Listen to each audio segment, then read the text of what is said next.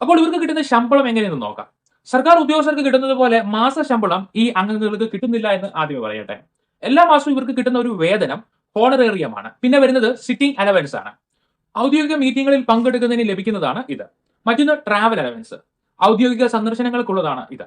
ശരിയായ തുക ഗ്രാമ, ബ്ലോക്ക്, ജില്ലാ പഞ്ചായത്ത്, മുനിസിപ്പാലിറ്റി, കോർപ്പറേഷൻ എന്നിവ അനുസരിച്ച് സർക്കാർ ബഡ്ജറ്റ് അനുസരിച്ചും മാറ്റം വരും. ഗ്രാമപഞ്ചായത്തിലെ തിരഞ്ഞെടുക്കപ്പെട്ട അംഗങ്ങൾക്ക് നിശ്ചിതമായി ഒരു തുക ഹോണറേറിയമായി ലഭിക്കും. 7,000 രൂപയാണ് മാസം ലഭിക്കുന്ന തുക. മീറ്റിംഗുകൾക്ക് അനുസരിച്ച് സിറ്റിംഗ് അലവൻസും കിട്ടും. ഔദ്യോഗിക ജോലികൾക്കുള്ള യാത്രാ ആനുകൂല്യങ്ങളും കിട്ടും. ശരിക്കും ഇതൊരു സേവനമാണ്. വലിയ അലവൻസുകൾ പറയത്തക്കതായി ഇല്ല. പഞ്ചായത്ത് സ്റ്റാൻഡിംഗ് കമ്മിറ്റി ചെയർമാന് അംഗങ്ങളെക്കാൾ കൂടുതൽ ഹോണറേറിയമുണ്ട്. 8,200 രൂപയാണ് മാസമുള്ളത്. വൈസ് പ്രസിഡന്റിന് കുറച്ചുകൂടി അധികമുണ്ട്. 10,600 രൂപയാണ് മാസം കിട്ടുന്നത്. പഞ്ചായത്തിലെ ഏറ്റവും ഉയർന്ന സ്ഥാനമായ പഞ്ചായത്ത് പ്രസിഡന്റിന് 13,200 രൂപയാണ് മാസം ഹോണറേറിയം.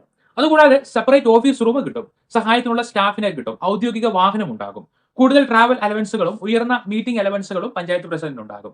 പഞ്ചായത്ത് അംഗങ്ങളെ സംബന്ധിച്ചിടത്തോളം ജനങ്ങൾ നേരിട്ട് അവരിലേക്ക് എത്തുന്നത് കൊണ്ട് ജോലിഭാരം കൂടുതലുണ്ട്.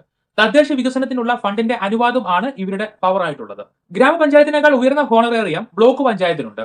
ബ്ലോക്ക് പഞ്ചായത്ത് മെമ്പർമാർക്ക് 7,600 ആണ് മാസ ഹോണറേറിയം.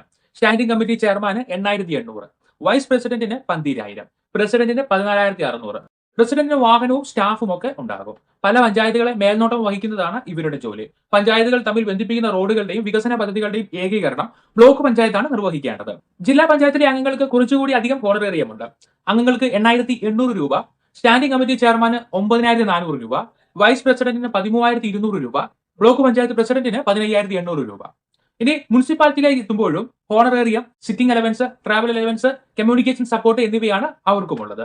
അംഗങ്ങൾക്ക് 7,600 രൂപ, സ്റ്റാൻഡിംഗ് കമ്മിറ്റി ചെയർമാന് 9,400 രൂപ, വൈസ് പ്രസിഡന്റിന് 12,000 രൂപ, ചെയർമാന് 14,600 രൂപ. കോർപ്പറേഷനിലേക്ക് വരുമ്പോൾ ജില്ലാ പഞ്ചായത്തിലെ അതേ സ്കെയിൽ തന്നെയാണ് ഇവിടെയും വരുന്നത്. അംഗങ്ങൾക്ക് 8,200 രൂപ, സ്റ്റാൻഡിംഗ് കമ്മിറ്റി ചെയർമാന് 9,400 രൂപ, ഡെപ്യൂട്ടി മേയർക്ക് 13,200 രൂപ, മേയർക്ക് 15,800 രൂപ.